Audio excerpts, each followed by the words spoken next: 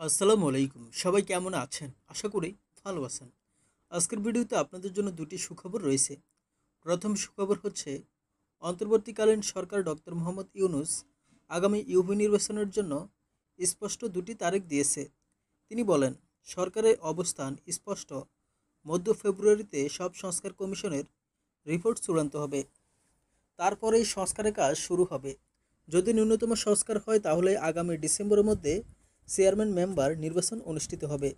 আর যদি আরও একটু বেশি সংস্কারের দরকার হয় তাহলে 2026 সালের জুনের মধ্যে চেয়ারম্যান মেম্বার নির্বাচন অনুষ্ঠিত হবে। দ্বিতীয় সুখবর হচ্ছে মেম্বারদের ভোটে ইউনিয়ন পরিষদের চেয়ারম্যান নির্বাচিত হবেন। সরকারের কাছে এমন প্রস্তাব করেছে জনপ্রশাসন সংস্কার কমিশন। এছাড়া প্রতি ওয়ার্ডে একজন করে নারী মেম্বার করারও সুপারিশ করা হয়েছে।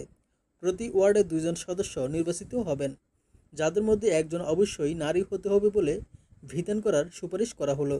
এতে করে একদিকে নারীদের 50% প্রতিনিধিত্ব এবং তাদের কর্ম এলাকা সুনিশ্চিত হবে, আর ইউনিয়ন পরিষদের চেয়ারম্যান নির্বাচিত হবেন মেম্বারদের ভোটে।